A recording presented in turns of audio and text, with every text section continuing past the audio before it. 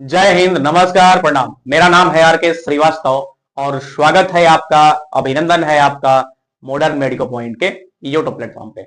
Nutrition की series चल रही है और न्यूट्रिशन के सीरीज में आज हम बातचीत करते हैं फैट या लिपिड की। इससे पहले हमने कार्बोहाइड्रेट्स की चर्चा कर डाली है। सब कुछ उसमें जितना हमको जानना था, समझना था, जो एग्जाम में पूछा जा सकता है, वो सब कुछ हम पढ़ चुके हैं। आज हम चर्चा की शुरुआत करते हैं फैट या लिपिड के साथ। सबसे पहले हेडिंग को हम देखेंगे, फैट और लिपिड। ठीक है, और ये समझेंगे कि फैट होता क्या है। देखिए, पहले आसान भाषा में समझिए कि फैट एक न्यूट्रिएंट्स है। जिस तरह से प्रोटीन एक न्यूट्रिएंट्स है, कार्बोहाइड्रेट्स एक न्यूट्रिएंट्स है, उसी तरह से फैट भी एक न्यूट्रिएंट है और ये मैक्रो न्यूट्रिएंट है। मैक्रो न्यूट्रिएंट का मतलब थोड़ा ज्यादा मात्रा में इसकी जरूरत हमारी बॉडी को पड़ती है। आगे हम बताएंगे कि फैट क्या क्या करता है, फैट के नहीं रहने से क्या होगा। पूरा स्लाइड ही तो इसी पे है, पूरा का पूरा वीडियो तो फैट पे ही है, तो इस सबको तो हम बताएंगे ही। अभी थोड़ा सा केमिस्ट्री के सेंस में अगर हम बात करें तो कह सकते हैं कि फैट एक ऑर्गेनिक कंपाउंड तो है, लेकिन वो ऑर्गेनिक कंपाउंड है जो वाटर में सॉल्युबल नहीं होता, लेकिन ऑर्गेनिक सॉल्वेंट जैसे बेंजीन, ईथर, एल्कोहल, एस्टर वगैरह में क्या होता है, घुल जाता है, यानी कि सॉल्युबल होता है। देखिए स्लाइड पे यही बात लिखी गई है। सबसे ऊपर वाला जो डेफिनेशन है आपका कि fat is, it is an organic compound, ये एक ऑर्गेनिक कंपाउंड है। That is soluble in water, that is, माफ कीजिएगा, इनसॉल्युबल इन वाटर मतलब घुलता नहीं है, but soluble in organic solvents. Organic solvents like alcohol, ether, ester या बेंजीन, इस तरह के ऑर्गेनिक सॉल्वेंट में क्या होता है, ये सॉल्युबल होता है। अब हम बात करते हैं लिपिड में क्या क्या होता है। तो लिपिड कंसिस्ट ऑफ एक मॉलिक्यूल ग्लिसरॉल का होता है और 3 मॉलिक्यूल ट्राइग्लिसराइड का होता है लिपिड में। अब हम फैट और लिपिड में अंतर जानेंगे थोड़ा सा आगे। लिपिड पूरा का पूरा एक बायोमोलिक्यूल्स है, ऑर्गेनिक कंपाउंड है, उसका एक टाइप है फैट। वैक्स, ऑयल सब इसके टाइप है, आगे हम बताएंगे आपको। फैट बस एकमात्र टाइप है लिपिड का, ठीक है ना। जैसे वैक्स एक टाइप है, ऑयल एक टाइप है, फॉस्फोलिपिड एक टाइप है, ग्लाइकोलिपिड एक टाइप है, उसी तरह से फैट भी एक टाइप है। चर्चा हम इसमें लिपिड की ही करेंगे, ठीक है ना। लिपिड कंसिस्ट ऑफ, लिपिड में क्या होता है, तो ग्लिसरॉल का एक मॉलिक्यूल होता है और 3 मॉलिक्यूल ट्राइग्लिसराइड का होता है। और एक बात समझना है कि ये ट्राइग्लिसराइड कैसे बनता है, ट्राइग्लिसराइड बनता है फैटी एसिड से। कैसे, फैटी एसिड से, यानी आप ये भी कह सकते हैं कि fatty acids are building blocks of triglyceride. Fatty acid मिलकर के क्या बनाता है, ट्राइग्लिसराइड बनाता है। तो इस स्लाइड में यही बात है, आप इसका स्क्रीनशॉट ले सकते हैं, फिर हम आगे की ओर बढ़ेंगे। We will jump to the next slide, पहले इसको आप देख लीजिए। आगे बढ़ते हैं और अब हम बातचीत करते हैं थोड़ा। ओके ओके, चेंज करते हैं और आगे बढ़ते हैं हम क्लासिफिकेशन ऑफ लिपिड पे। लिपिड को हम कितने कैटेगरी में, इनके कंपोजिशन के बेस पे बांट सकते हैं। कंपोजिशन का मतलब इनमें किन किन कंपाउंड का मिक्सचर होता है, किन किन सब्सटेंस का, मॉलिक्यूल्स का ये कंपोनेंट होते हैं, इस बेस पे अगर हम बांटे लिपिड को, तो लिपिड को हम रख सकते हैं 3-4 इसके कैटेगरी जो है। थोड़ा सा दम धरिएगा, मार्कर मेरा कहां चला गया।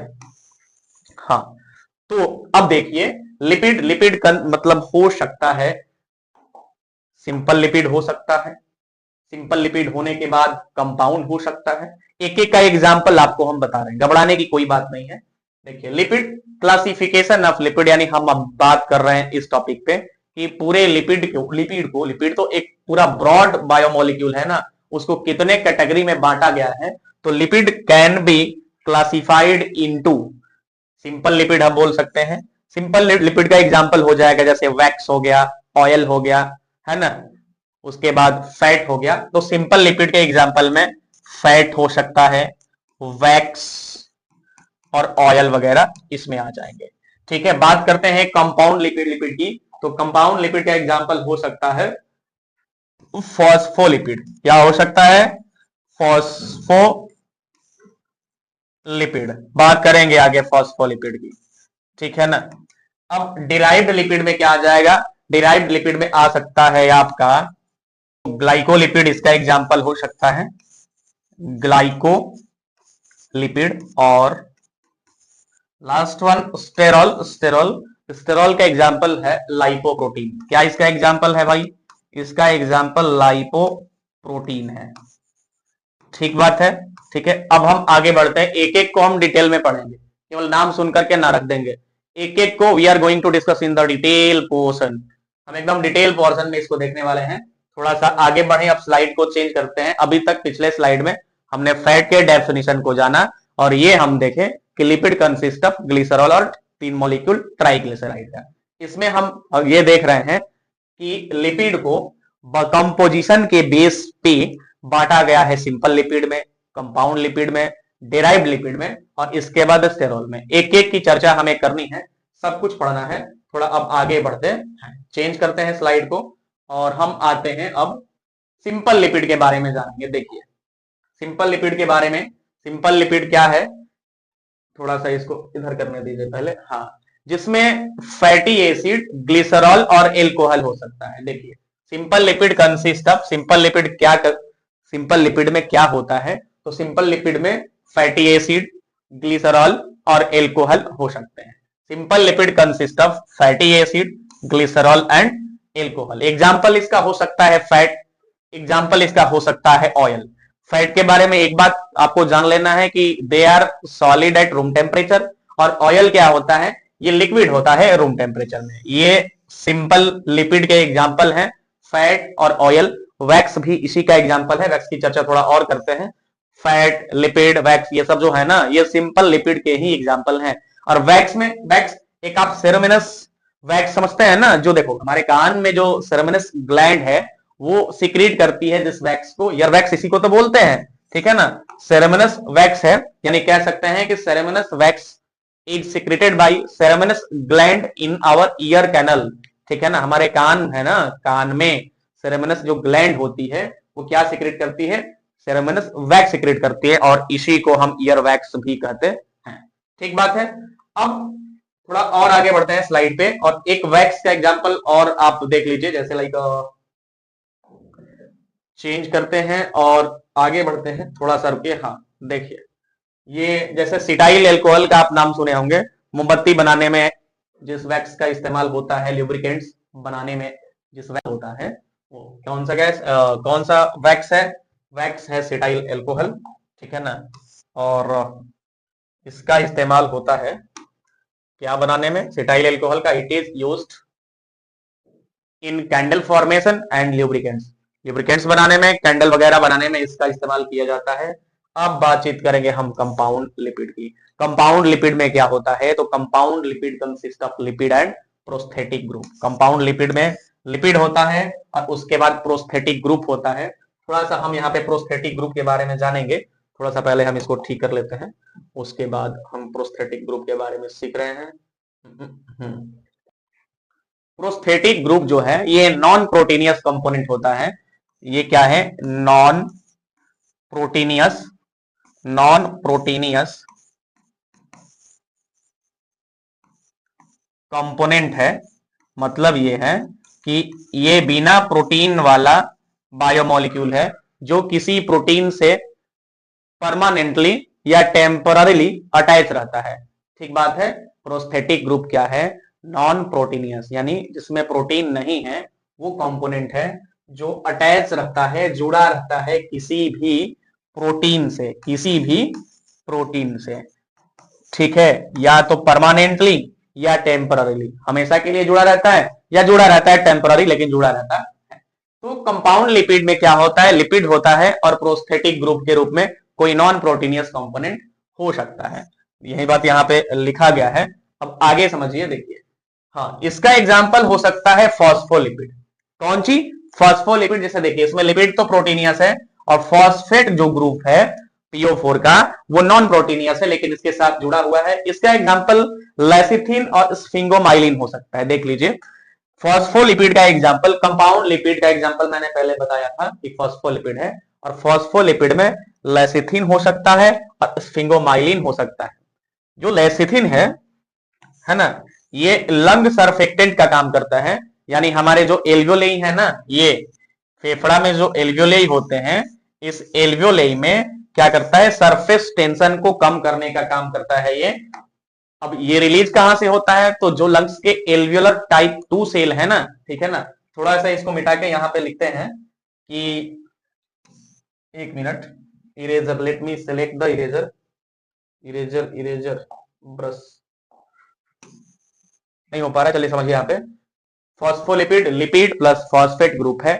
फॉस्फेट ग्रुप क्या है? ये प्रोस्थेटिक ग्रुप है, यानी नॉन प्रोटीनियस कंपोनेंट है। और फॉस्फोलिपिड एक तरह का कंपाउंड लिपिड है। इसके एग्जाम्पल में लेसिथिन, स्फिंगोमाइलिन हो सकते हैं। लेसिथिन काम करता है लंग सर्फेक्टेंट का। लंग सर्फेक्टेंट का मतलब जो एल्वियोलर के सरफेस टेंशन को कम करते हैं, एल्वियोलाई के सरफेस टेंशन को कम करते हैं, वो ये है। और रिलीज कहां से होता है? रिलीज होता है एल्वियोलर टाइप 2 सेल द्वारा। किस सेल द्वारा? एल्वियोलर टाइप 2 सेल द्वारा क्या होता है? ये रिलीज होता है। तो एक लाइन में इतनी सी बात थी इसमें, ठीक है ना। अब आगे बढ़ते हैं और थोड़ा सा पीडीएफ पे स्लाइड करने में दिक्कत हो रहा है, लेकिन दैट्स ओके, कोई दिक्कत नहीं है। थोड़ा बहुत दिक्कत तो हर चीज में आएगा। इस स्लाइड को थोड़ा और आगे बढ़ाते हैं और अब हम एग्जाम्पल देखते हैं ग्लाइकोलिपिड का। ग्लाइकोलिपिड का मतलब यह है कि सबसे पहले हमने सिंपल लिपिड देखा था ना, सिंपल लिपिड, पहला सिंपल लिपिड आप देखे थे। सिंपल लिपिड के बाद, सिंपल लिपिड के एग्जाम्पल में फैट आया था, वैक्स आया था, ऑयल वगैरह आए थे। दूसरा जो एग्जाम्पल की बात हम जस्ट पहले कर रहे हैं अभी तुरंत पहले, फॉस्फोलिपिड की, ठीक है ना। ये सब लिपिड के क्लासिफिकेशन है। और तीसरा हम बात कर रहे हैं अभी जो कि करेंगे ग्लाइकोलिपिड की। किसकी? ग्लाइकोलिपिड, जो एक तरह का डेराइव्ड फैट है। कौन सा फैट है? डेराइव्ड फैट है ग्लाइकोलिपिड, ठीक है। अब हम इसकी चर्चा करते हैं, इसकी बातचीत करते हैं, ठीक है। इसको मिटा दें, इरेजर मुझे मिल भी नहीं रहा यहाँ पे कि हम मिटा पाएंगे। ब्रश का ऑप्शन अगर हम चूज करते हैं तो ब्रश से तो काम होएगा नहीं। Let me try this, brush से काम नहीं हो रहा है, ठीक है। तो अभी हम इसको क्लीन करते हैं, ठीक है। अब ये अभी हम जानेंगे कौन सा ग्लाइकोलिपिड के बारे में सीखेंगे। अब इसको क्लीन करते हैं। देखिए, ग्लाइकोलिपिड डेराइव्ड लिपिड है। कंपोजिशन में ग्लाइकोजेन प्लस लिपिड होता है। देखिए यहाँ पे लिखा गया है, इसका कंपोजिशन हो जाएगा ग्लाइकोजेन प्लस लिपिड। एग्जाम्पल के रूप में देखिए, ग्लाइकोस्फिंगोलिपिड, पहले इसको नहीं देखना है, पहले ये देखिए ग्लाइकोस्फिंगोलिपिड। और ग्लाइकोस्फिंगोलिपिड का एक टाइप है सेरेब्रोसाइड, जो सेंट्रल नर्वस सिस्टम में होता है। कहां पे? सेंट्रल नर्वस सिस्टम में होता है। इसी के बारे में लिखा गया है यहाँ पे कि देखो भाई, ग्लाइकोलिपिड ग्लाइकोजेन प्लस लिपिड होता है। और एग्जाम्पल के लिए इसका ग्लाइकोस्फिंगोलिपिड एक एग्जाम्पल है। और इसका एक टाइप होता है सेरेब्रोसाइड। और ये प्रेजेंट कहां होता है? सीएनएस में प्रेजेंट होता है, इसके कंपोजिशन में, ठीक है ना। यानी सेरेब्रोसाइड के कंपोजिशन में आप ये समझ लीजिए कि प्रोटीन वाला तो लिपिड होगा ही, और इसके साथ साथ जो नॉन प्रोटीनियस कंपोनेंट है, जैसा कि पहले बताया गया है, उसमें कार्बोहाइड्रेट है। देखिए यहाँ पे लिखा गया है कि लिपिड, और लिपिड के साथ कार्बोहाइड्रेट जुड़ा रहता है। ये सीएनएस में प्रेजेंट होता है। सीएनएस का मतलब सेंट्रल नर्वस सिस्टम में मौजूद रहता है। और सीएनएस, सेंट्रल नर्वस सिस्टम के जो न्यूरॉन्स है ना, न्यूरॉन्स, ठीक बात है, न्यूरॉन्स के ऊपर जो सीथ बना रहता है, माइलिन सीथ, ये माइलिन सीथ बनाने में अहम भूमिका निभाता है कौन? सेरेब्रोसाइट। और आपको पता है कि माइलिन सीथ ही क्या करता है? इंपल्स के कंडक्शन में हेल्प करता है। तो हम ये भी कह सकते हैं कि जो सेरेब्रोसाइट है, अल्टीमेटली जो ग्लाइकोलिपिड है, वो ब्रेन के फंक्शन में, इंपल्स के कंडक्शन में, ट्रांसमिशन में अहम रोल प्ले करता है, ठीक है ना। तो एक लाइन में हम बोलचाल की भाषा में कह देते हैं ना कि फैट खराब चीज है। अरे भाई, फैट अच्छा भी है, गुड फैट बैड फैट होता है, आगे बताएंगे हम, ठीक है ना। अब एकदम बॉडी में फैट ही ना रहे ऐसा मुश्किल है, ठीक है ना। 70% दिमाग फैट से ही भरा हुआ है, ठीक है ना। आगे बताएंगे आपको।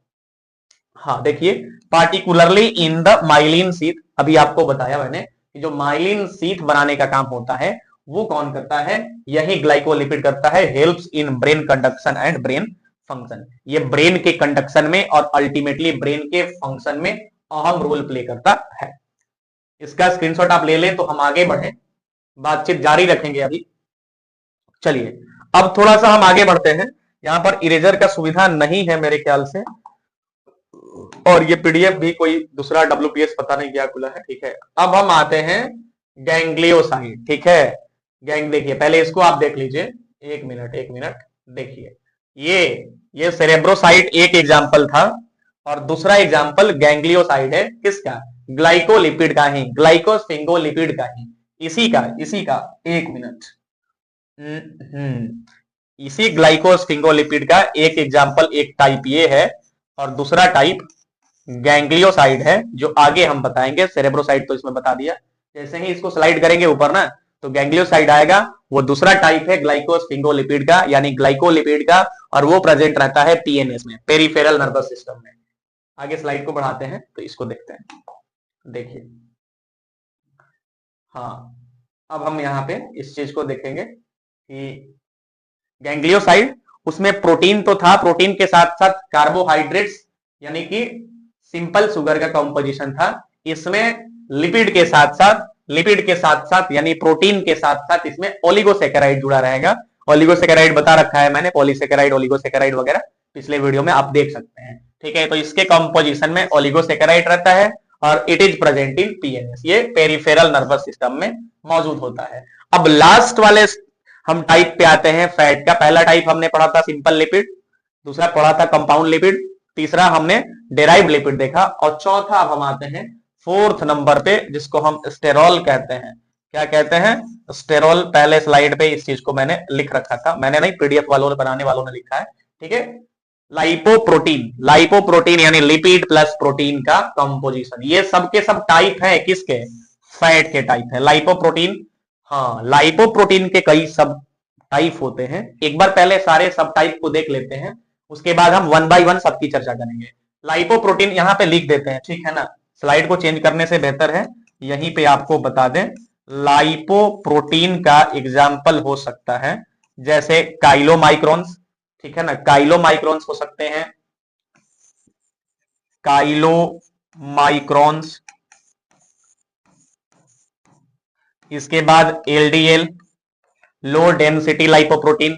उसके बाद एचडीएल आएगा, एचडीएल हाई डेंसिटी लाइपोप्रोटीन। उसके बाद VLDL, very low density lipoprotein, और एक आएगा एफएफए, फ्री फैटी एसिड। सब इसी स्लाइड में आएंगे, हम वन बाय वन करके देखते हैं। पहले काइलोमाइक्रोन देख लेते हैं, ठीक है, इसके बाद हम आगे बढ़ेंगे। हालांकि हम आपके स्लाइड को चेंज करके दिखा देते हैं। देखिए, काइलोमाइक्रोन सब पढ़ेंगे, लाइपोप्रोटीन पढ़ रहे हैं हम। लाइपोप्रोटीन का कंपोजिशन लिपिड और प्रोटीन का होता है, और इसके टाइप की हम बातचीत कर रहे हैं।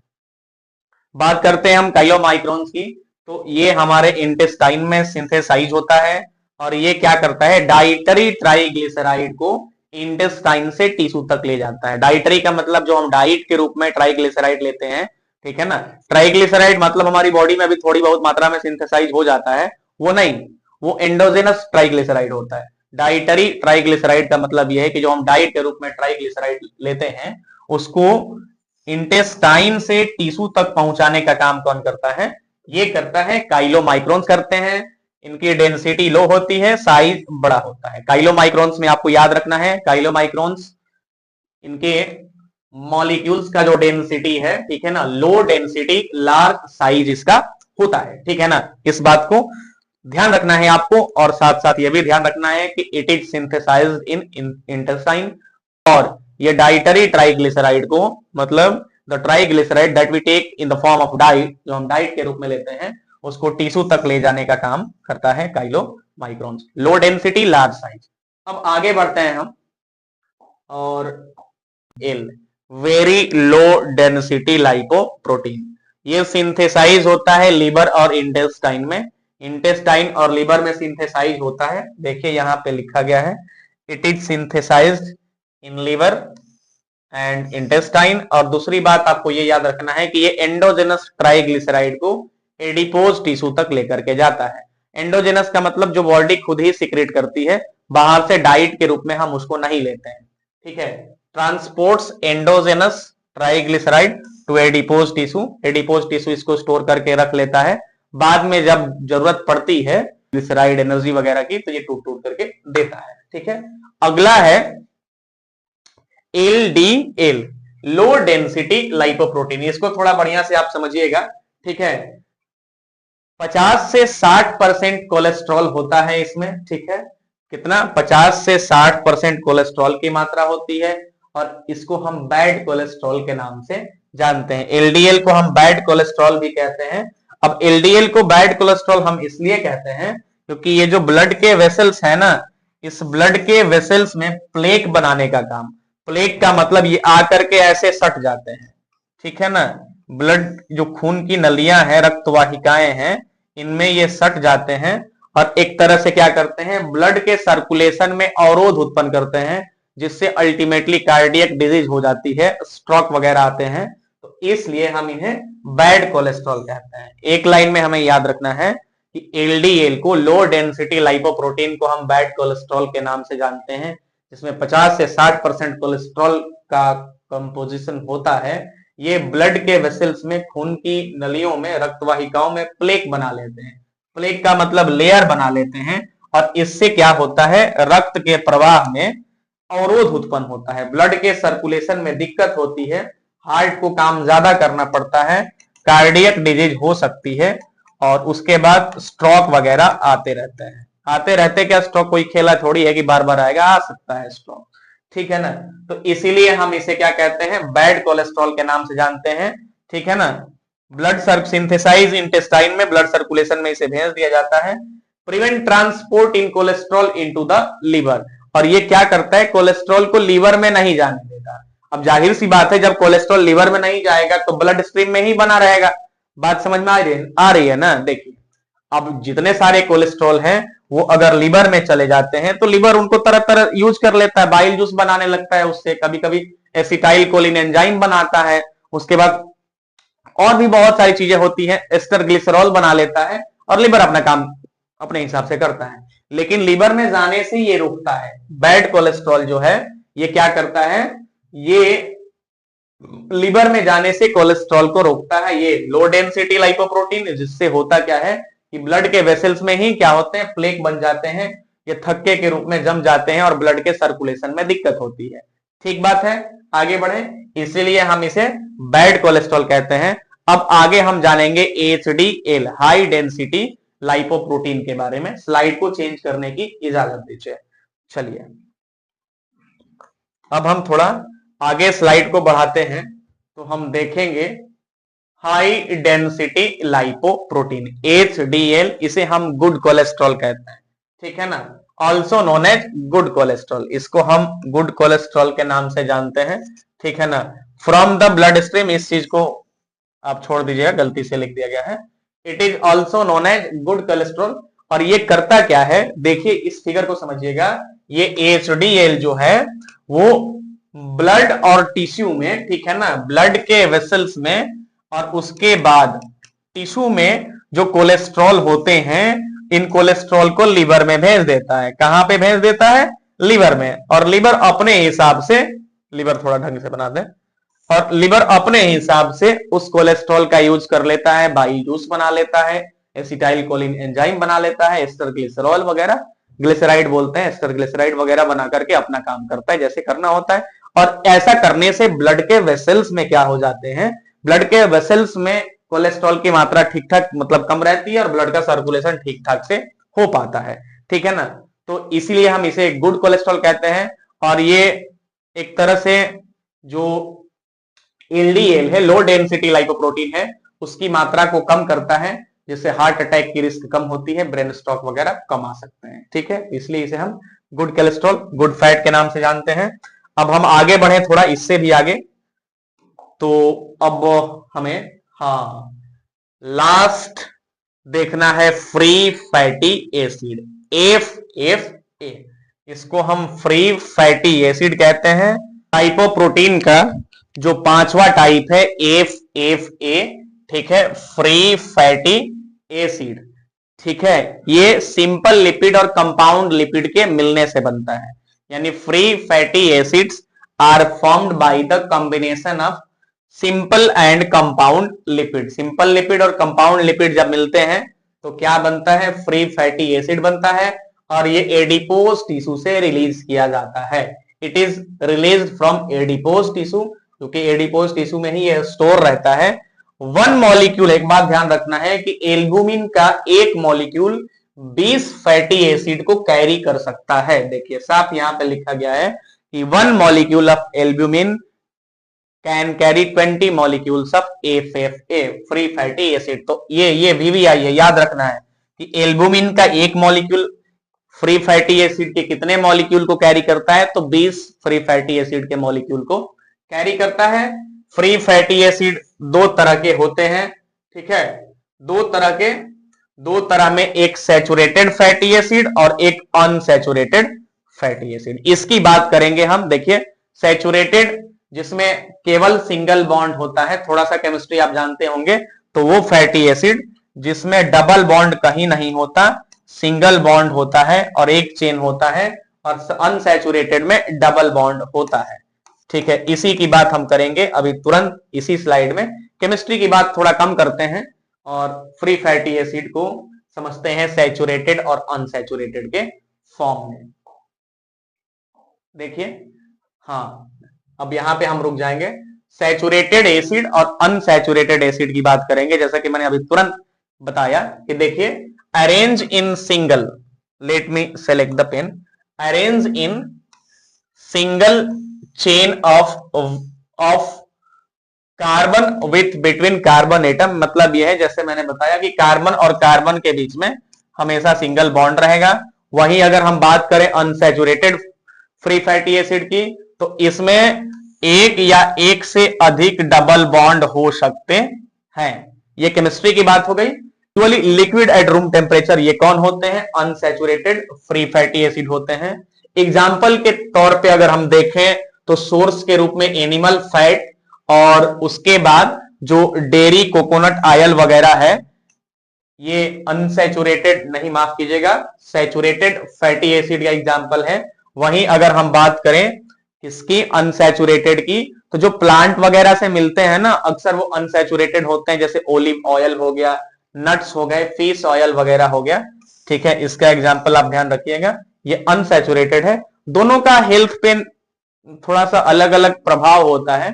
सैचुरेटेड का थोड़ा ज्यादा प्रभाव हो जाता है, और एक तरह से कह सकते हैं कि जो सैचुरेटेड फैटी एसिड है, फ्री फैटी एसिड, उसमें कोलेस्ट्रॉल की मात्रा ज्यादा होती है और हार्ट डिजीज का रिस्क इससे बनता है। वहीं अनसैचुरेटेड की बात करें तो अनसैचुरेटेड में हार्ट का कोई रिस्क नहीं होता है, और ये बल्कि हेल्थ को सपोर्ट करता है, ये बल्कि हार्ट को सपोर्ट करता है, बोल सकते हैं ऐसा, ठीक है। अब हम थोड़ा आगे बढ़ते हैं और अनसैचुरेटेड की बात करेंगे। यह अनसैचुरेटेड भी दो तरह का होता है, आगे भी तुरंत बताएंगे। एक mono unsaturated free fatty acid होता है, और एक poly unsaturated free fatty acid होता है, जिसको हम म्यूफा और प्यूफा के नाम से जानते हैं, मुफा प्यूफा कहते हैं। आगे हम बढ़ते हैं, उसको देखते हैं। देखिए, हाँ, अनसैचुरेटेड फैटी एसिड जो है ये दो तरह के हैं, एक मुफा जिसको मोनो अनसैचुरेटेड फैटी एसिड बोलते हैं, और एक PUFA poly unsaturated fatty acid. इसमें एग्जाम्पल के रूप में हो सकता है जैसे ऑलिव ऑयल हो गया, ठीक है, ऑलिव ऑयल, ऑलिव ऑयल इसका एग्जाम्पल हो सकता है, ठीक है। वो ऑयल जो है, ठीक है ना, पीनट ऑयल वगैरह, इसके एग्जाम्पल हो सकते हैं। वहीं अगर पॉली अनसैचुरेटेड फैटी एसिड की बात करें तो इसके एग्जाम्पल में ध्यान रखिएगा, जैसे फ्लैक्स सीड हो गया, फ्लैक्स सीड्स हो गए, आफ्टर दिस सनफ्लावर ऑयल हो गया, सनफ्लावर ऑयल। और बात कीजिए तो इसमें आ जाएगा लिनोलेनिक एसिड, लिनोलेनिक एसिड, और इसी लिनोलेनिक एसिड का एग्जाम्पल है, या आप ये कह सकते हैं ओमेगा 6 फैटी एसिड के फैमिली का ये लिनोलेनिक एसिड है, ठीक है। जिसमें जिसका एक दो तीन चीज और जान लीजिए, अगर आप थोड़ा जानते रहिएगा तो अच्छा रहेगा, ठीक है ना। इसका जो मॉलिक्यूलर वेट होता है ये C18H32O2 होता है, और डबल बॉन्ड जो होता है ये 9 नंबर पे, डबल बॉन्ड